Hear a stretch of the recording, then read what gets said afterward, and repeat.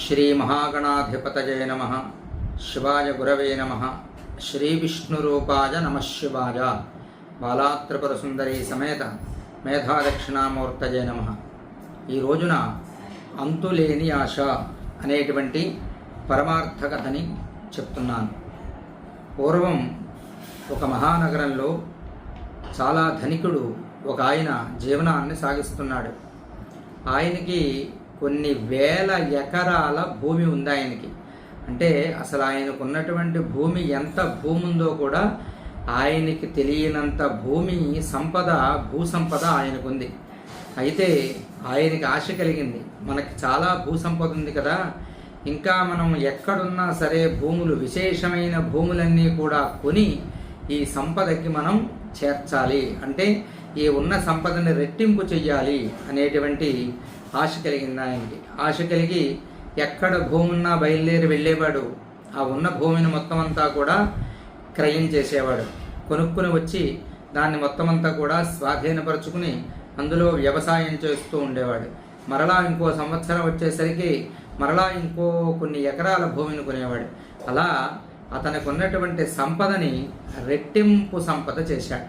అలా రెట్టింపు సంపద చేసిన తర్వాత ఒక రోజున విశేషమైనటువంటి ప్రాంతంలో, అద్భుతమైనటువంటి ప్రదేశంలో ఏదైనా మంచి భూమి కనుక ఉన్నట్లయితే కొంటాను అని ఇతను వర్తమానం పంపాడు కొంతమందికి. దానితోటి వాళ్ళందరూ కూడా చెప్పారు. ఏం చెప్పారంటే, హిమాలయ పర్వతాల దగ్గర పీఠభూమి, అంటే చదును చేయబడినటువంటి అద్భుతమైనటువంటి భూమి ఒకటి కలదు.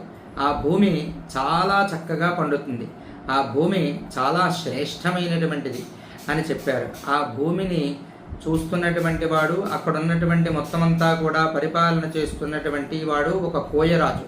కాబట్టి ఆయన దగ్గర మీరు ఆ భూమిని అమ్మితే కనుక క్రయం చేయగలుగుతారు, ఆయన విక్రయిస్తే మీరు క్రయం చేయగలుగుతారు అని చెప్పారు. చెప్పేసరికి వాళ్ళకి అక్కడ దొరకని వస్తువులు ఏమిటో ఒక్కసారి ధనికుడు ఆలోచించి, ఆ ప్రాంతంలో బొమ్మలు ఉండవు కాబట్టి అక్కడ ఉన్నటువంటి ఆ ప్రాంతాన్ని పాలిస్తున్నటువంటి ఆ కోయరాజు గారి పిల్లలకి బొమ్మలు, తినడానికి విశేషమైనటువంటి తినుబండారములు, విశేషమైనటువంటి ఫలములు పుచ్చుకుని ఈయన కొన్ని బుట్టలతోటి బయలుదేరి ఆ పర్వత ప్రాంతానికి వెళ్ళారు. వెళ్ళిన తర్వాత పలానా ఆయన వచ్చారండి మిమ్మల్ని చూడడానికి అనగానే ఆయన ఈయన్ని లోపలికి ప్రవేశపెట్టిన తర్వాత వారితో కాసేపు మాట్లాడి వారి పిల్లలకి చక్కగా ఆట బొమ్మలని, తినుబండారాలని, చక్కటి విశేషమైన ఫలాలని వారికి ఇచ్చారు. ఇవ్వగానే ఆ కోయరాజు చాలా సంతోషించి, మీరు వచ్చినటువంటి కారణం ఏమిటో చెప్పండి, మీ కోరిక నేను తీరుస్తాననగానే ఈయన ఆలోచించి, నా కోరిక మీరు తప్పకుండా తీరుస్తానంటే మాత్రమే నేను అడుగుతాను అన్నట్ట. తప్పకుండా తీరుస్తాను, మీకేం కావాలో చెప్పమనగా వెంటనే ఆయన ఏం చేశాడంటే, నాకు ఈ సమీపంలో ఉన్నటువంటి పీఠభూమి ఏదైతే ఉందో ఆ భూమి నాకు కావాలి అన్నాడు. అంటే మరి పర్వత శ్రేణుల దగ్గర ఉన్నటువంటి భూమి అనంతమైనటువంటి భూమి ఉంటుంది. ఇన్ని ఎకరాలని మనం దాన్ని చెప్పడానికి ఉండదు, విశాలంగా ఉంటుంది. మనం కనుచూపు మేర ఎంత దూరం చూసినా సరే ఆ భూమి కనపడుతూనే ఉంటుంది. కాబట్టి ఆ కోయదర్ అన్నాడు, మహానుభావ నేను తీసుకెడతాను రండి, నేను చెప్పినటువంటి దాని ప్రకారం మీరు ఆ భూమిని తీసుకుందరు. కానీ మీకు ఎంత కావాలి భూమి అంటే మీకు చెప్పలేకపోతున్నారు, ఎంత ఇవ్వాలో నాకు అర్థం అవటం లేదు. కాబట్టి నేను ఒక చిన్న పరీక్ష పెడతాను, దాంట్లో మీకు కావలసినటువంటి భూమి ఎంత కావాలో తేలిపోతుందన్నారట. సరే అదేమిటో చెప్పమంటే, రేపు ఉదయం మీరు ఎక్కడైతే భూమి కావాలి అని కోరుకుంటున్నారో ఆ ప్రాంతానికి మీరు నేను నా సైన్యంతో పెడదాం. అక్కడి నుంచి మీరు ఉదయం 6 గంటలకు ప్రారంభించి సాయంత్రం 6 గంటల లోపు ఎంత దూరం అయితే మీరు వెళ్ళి మళ్ళీ 6 గంటలకి వెనక్కి రాగలుగుతారో, మీరు వెళ్ళి వచ్చినంత భూమి మొత్తం అంతా కూడా నేను మీ పేరున రాసిస్తాను అన్నట్ట. చాలా సంతోషించాడు.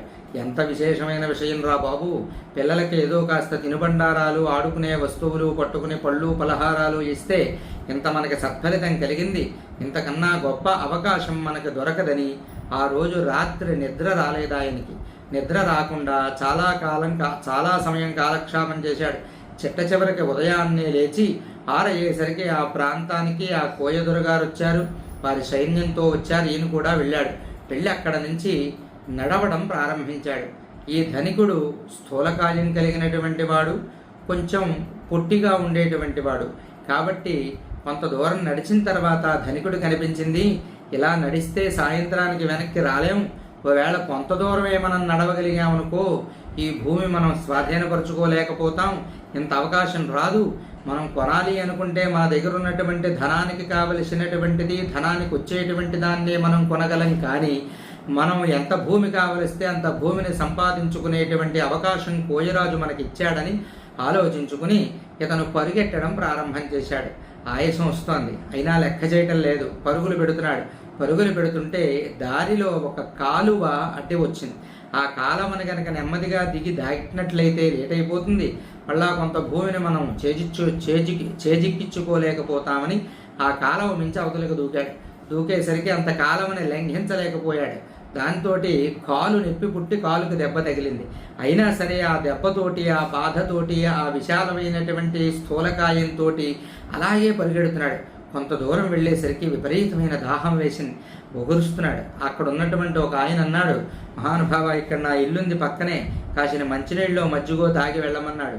ఊరుకోవయ్యా, నేను మంచినీళ్ళు మజ్జిగ తాగి వెళ్లే లోపు నేను నడవాల్సిన భూమి తరిగిపోతుంది, నాకు రావాల్సిన భూమి అంతా పోతుంది, నాకేమొద్దు, నేను వెళ్ళిపోతానని పరుగు ప్రారంభించి మధ్యాహ్నం 6 గంటల వరకు, మధ్యాహ్నం 6 గంటల వరకు వెళ్ళి మరలా సాయంత్రం 6 అయ్యేసరికి ఎక్కడికి వెళ్ళాడు, అక్కడికి కొంత దూరం వచ్చిన తర్వాత ఒగుర్చుకుంటూ వచ్చి ముందుకు పడిపోయాడు. పడిపోయేసరికి కోయదొర గారు, అక్కడ ఉన్నటువంటి వాళ్ళు వచ్చి, అక్కడ ఉన్నటువంటి వైద్యులు ఉంటారు వాళ్ళ దగ్గర, వాళ్ళ వైద్యం వేరు, వాళ్ళు ఏ విధంగా వైద్యం చేస్తారో అదే విధంగా వైద్యాన్ని చేసేటువంటి వైద్యుడిని పిలిచి వారికి కావలసినటువంటి అక్కడ చేయాల్సినటువంటి పరీక్షలు చేశారు. ఆయన్ని పరిశీలిస్తే ఆ కోయ వైద్యుడు చెప్పినటువంటిది ఏమిటంటే, రాజా, ఇతను 2 నిమిషముల క్రితమే ప్రాణం విడిచిపెట్టేశాడు, పక్షి వెడలిపోయింది అన్నారు. అనేసరికి అయ్యయ్యో, నేను అతనికి మాట ఇచ్చాను. ఏమని అంటే, నీవు ఎంత భూమినైతే చేజిక్కించుకుంటావో అంత భూమిని నీకు ఇస్తానని. అతను చివరికి ఈ 6 అడుగుల నేలని, అతను ఎంత బారు ఎంత వెడల్పు ఉన్నాడో ఆ నేలే అతనికి మిగిలింది. కాబట్టి అతను ఎక్కడైతే పడున్నాడో ఆ నేల మొత్తం అంతా కూడా పూర్తిగా అతను పొడవు వెడల్పు కొలిచి దాని ప్రకారంగా గొయ్య తీసి అందులో అతన్ని ఖననం చెయ్యమని ఆ రాజుగారు ఆజ్ఞ చేశారు. కాబట్టి మానవుడు ఎంత ఆశపడినా సరే వాడికి ఎంత భూమి ఇవ్వాలో భగవంతుడు నిర్ణయిస్తాడు. అదే వాడికి దక్కుతుందే తప్ప మన ఆశని బట్టి, మనం పడినటువంటి ఆశని బట్టి భగవంతుడు మనకి ఏది ఇవ్వడు. ఇచ్చినా సరే ఈ భూమి మనది కాదు, ఇది మహానుభావుడైనటువంటి మహావిష్ణువుది.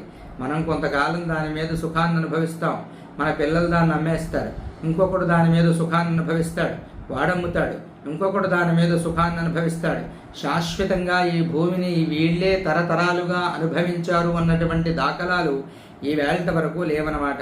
కాబట్టి ఏ మనుజుడైతే ఆశ అనేటువంటి దాన్ని విడిచిపెట్టగలుగుతాడో, భోగములు అనేటువంటి వాటిని తక్కువగా అనుభవించాలి అనేటువంటి ఆశ కలిగి ఉంటాడు, వాడు ప్రతిదాన్ని కూడా స్వల్ప దృష్టి అంటే చాలా తక్కువగా చూడగలిగి, ఎక్కువ ఆశ లేకుండా తక్కువ ఆశతోటి స్వల్ప దృష్టితోటి పదార్థములతోటి సంతృష్టి చెందుతూ ఉంటాడు. స్వల్పమైనటువంటి ఆశతోటి ఉంటాడు. వాడు చిగురుకు వచ్చేసరికి పరమాత్మని పొందగలుగుతాడు.